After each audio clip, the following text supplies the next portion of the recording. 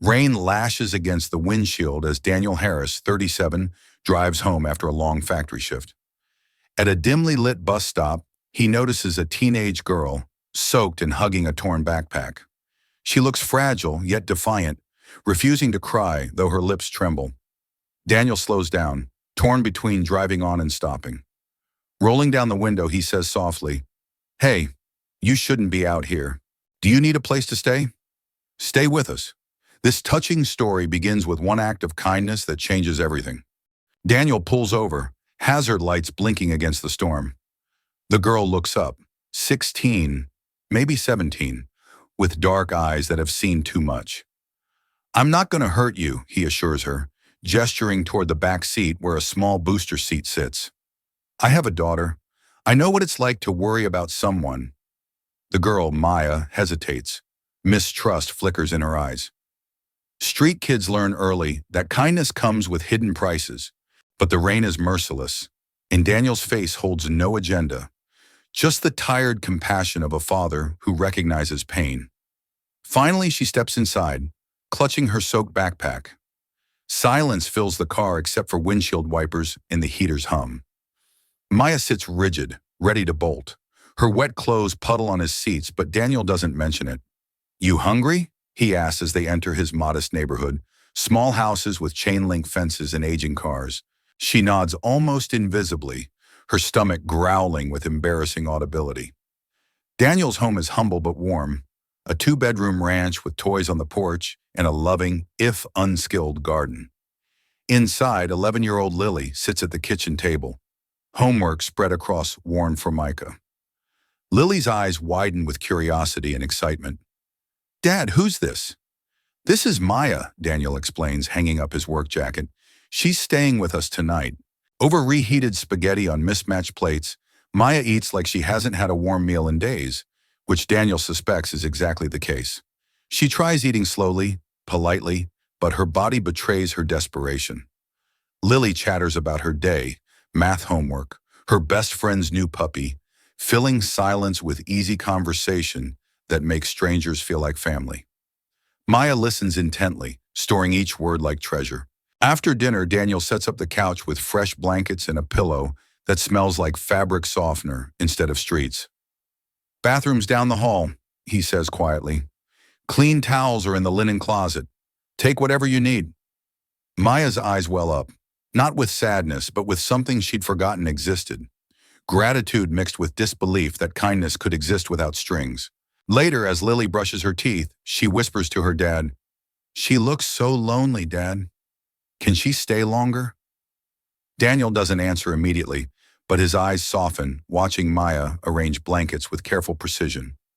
Something about this girl, her quiet strength, careful politeness, the way she holds herself expecting disappointment, stirs a protective instinct he hasn't felt since Lily was small. Maybe it's how Maya thanked him 3 times for the simple meal. Maybe it's how she asked to help wash dishes, voice small but sincere. Or maybe it's just that his house, too quiet since Sarah died, suddenly feels alive again. Days turn into weeks with surprising ease. Maya integrates into their routine like she's always belonged, washing dishes without being asked, walking Lily to school when Daniel works early shifts, folding laundry with meticulous care that speaks of someone who's learned not to take clean clothes for granted. Her presence transforms the house subtly. There's always fresh coffee in the morning now. Dinner happens at the same time every night instead of whenever Daniel remembers to heat something up. Lily's homework gets done faster with Maya's quiet help, and bedtime stories become collaborative efforts. Slowly, carefully, Maya begins sharing fragments of her story. Not dramatic movie revelations, but small pieces offered during quiet moments, while peeling potatoes, waiting for Lily's school bus, or during comfortable silence following dinner. She speaks of street life in matter-of-fact terms that break Daniel's heart. Fear that comes with sleeping in doorways, constant vigilance required to stay safe, gnawing hunger that makes you grateful for half-eaten sandwiches found in trash cans. She talks about overcrowded shelters with people carrying traumas too heavy for young shoulders. Daniel listens without pressing, respecting her silence when she retreats. He's learned that pushing for information only makes her walls higher, but patience opens doors that force never could. One rainy evening, while Lily sleeps peacefully, Daniel finds himself sharing things he's kept locked away since Sarah's death 3 years ago. He talks about crushing weight of sudden widowhood, how it feels being solely responsible for a child's entire world, exhaustion that goes deeper than tired. Some nights, he admits, staring into his coffee mug, I lie awake terrified that I'm failing her, that she needs more than I can give. Maya's guarded face softens, and for the first time, she looks directly into his eyes. You're not failing, she says quietly. Trust me. I know what failing looks like. This isn't it. It's a moment of recognition between two people who've learned to carry more than their share, who understand that sometimes love means showing up even when you feel empty. At school, Lily begins telling her teacher, I have a big sister now, with pride that makes other kids jealous. When Daniel overhears this during parent-teacher conferences, his heart does something complicated, joy mixed with fear, because he knows how attached they're all becoming. Maya fits into their family with startling naturalness. She knows how Lily likes sandwiches cut, remembers Daniel takes his coffee black, anticipates needs before they're voiced. It's as if the three of them were always meant to be together. Yet Maya still guards parts of herself carefully. She never mentions parents by name, never explains how she ended up on streets, only muttering occasionally, they wouldn't want me anyway, in a voice carrying old wounds. One meaningful evening, Lily approaches Maya with a friendship bracelet she spent hours crafting, purple and pink threads woven together with determined concentration. This is for you, Lily announces, because you're my sister now. Maya's eyes fill with tears she won't let fall. She clutches the simple bracelet like it's made of precious metals, tying it around her wrist with reverent care. Thank you, she whispers, voice thick with emotions she's still learning to name. That night, Daniel checks on both girls before bed. For the first time in years, his house feels complete. Keep watching, because the secret of who Maya really is will shake Daniel's world. The revelation comes on a Tuesday morning that starts like any other. Daniel arrives at Morrison Manufacturing, punches his time card, and settles into familiar assembly line rhythm. Around 10:30, his supervisor approaches with the expression that means trouble. Harris, Mr. Collins wants to see you in his office. Now. The walk to the executive floor feels like climbing toward judgment. Richard Collins, the company's CEO, is notorious throughout the plant. A man who treats workers like interchangeable parts and measures human worth in productivity metrics. Collins doesn't bother with pleasantries. He stands behind his massive desk, arms crossed, expensive suit a sharp contrast to Daniel's work uniform. Harris, your performance has been slipping. Attention to detail matters in this business. Daniel nods, prepared for the usual lecture about quality control. But mid-sentence, Collins freezes, his gaze fixating on something behind Daniel's shoulder. A photograph that slipped partially from his work locker, visible through the glass door. The photo shows Lily and Maya from last weekend, both girls laughing as they build a snowman in the backyard. It's the kind of candid moment that makes ordinary life feel magical. Collins's face drains of all color. His hands begin trembling almost imperceptibly. Where did you meet that girl? He demands, voice stripped of its usual corporate authority. Confused by the sudden shift, Daniel glances at the photo. That's Maya. She's been staying with us for about a month now. Why do you... The words die in his throat as he watches his boss, this powerful, seemingly invincible man, crumble before his eyes. Collins sinks into his leather chair as if his legs can no longer support him. She's my daughter, Collins whispers, and the admission seems to cost him everything. The revelation crashes through Daniel's consciousness like a physical blow. Maya, the homeless teenager he found shivering at a bus stop, is the estranged child of his wealthy, merciless boss. The girl who's been carefully mending his broken family belongs to the man who's made his working life a constant struggle. I need to see her, Collins continues, corporate mask completely abandoned. She's been missing for 8 months. The police, private investigators, no one could find her. But even as Collins speaks of searching, Daniel hears something else in his voice. Relief mixed with terror, love tangled with guilt. This isn't just about a missing child. It's about a relationship shattered beyond easy repair. The drive home feels surreal. Daniel's mind reels with questions he's afraid to ask, answers he's not sure he wants to hear.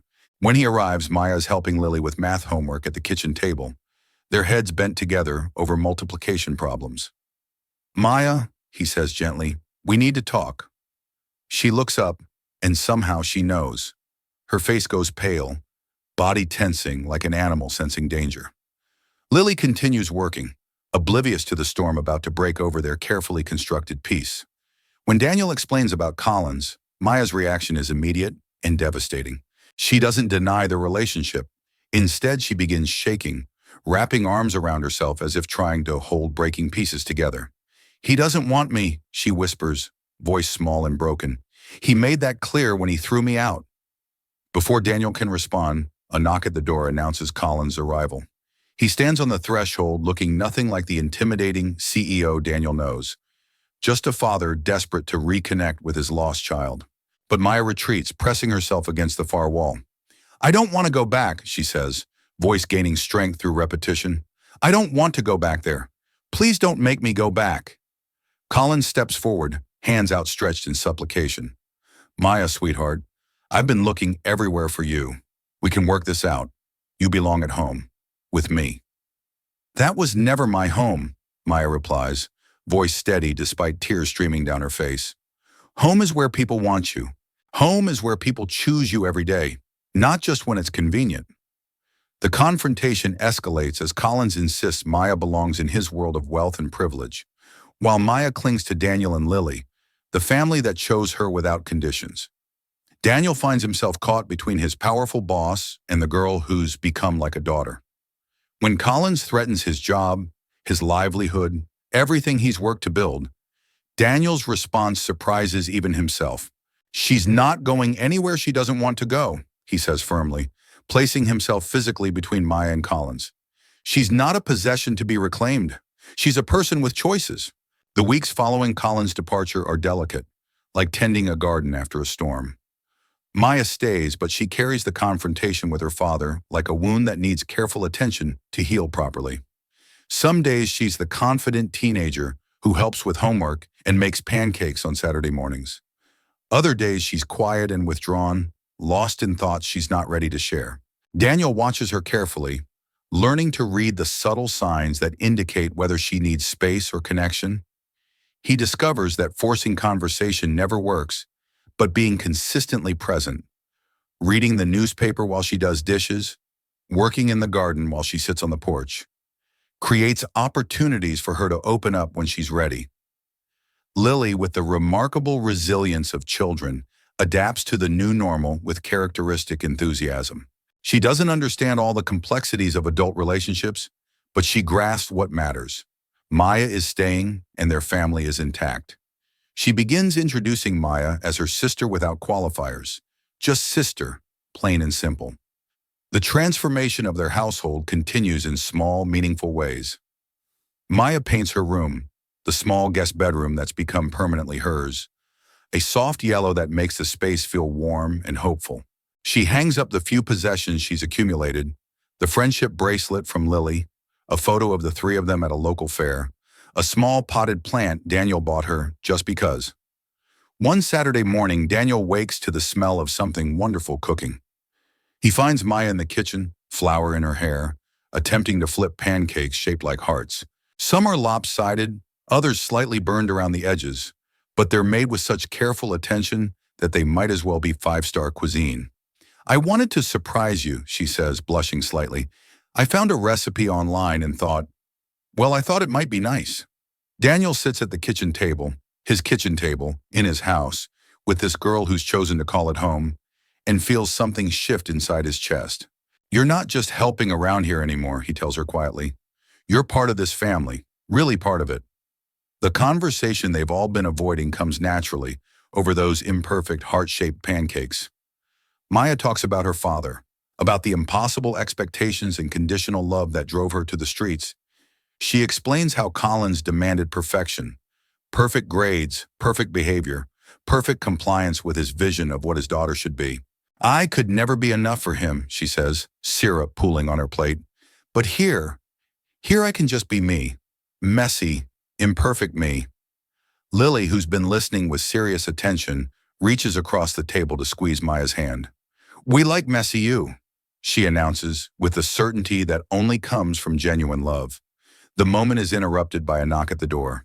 Daniel's stomach clenches, expecting another confrontation, but the man on his doorstep is barely recognizable as the commanding CEO from weeks before. Richard Collins looks older, humbler, wearing jeans instead of a business suit. "I'd like to talk to Maya," he says quietly, "if she's willing." This time, Maya doesn't hide. She stands in the doorway between the kitchen and living room, Lily's hand still in hers, and considers her father with new eyes. "I'm not coming back," she says clearly. "This is my home now." Collins nods, his shoulders sagging slightly. "I know. I've had time to think, and I know I failed you. I'm not here to take you away. I just want to know if there's a chance we might try again. Differently this time." The conversation that follows is tentative, careful, full of stops and starts. Maya agrees to occasional visits, lunch once a week, phone calls when she feels like talking. It's not the reconciliation Collins might have hoped for, but it's a beginning, a chance to build something new on the foundation of mutual respect rather than ownership. As spring arrives, their little house blooms with more than just the tulips Daniel planted in the front yard. There's laughter echoing from the kitchen during homework time, the sound of three voices singing along badly to radio songs during weekend chores, the comfortable silence that comes when people who care about each other simply exist in the same space. On Lily's 12th birthday, they sit around the table, balloons tied to chair backs, a homemade cake decorated with more enthusiasm than skill, presents wrapped in comics pages because they forgot to buy proper wrapping paper. Maya leans over to Daniel, her voice barely audible above Lily's excited chatter about her new art supplies. "Thank you," she says, "for stopping that night, for seeing me."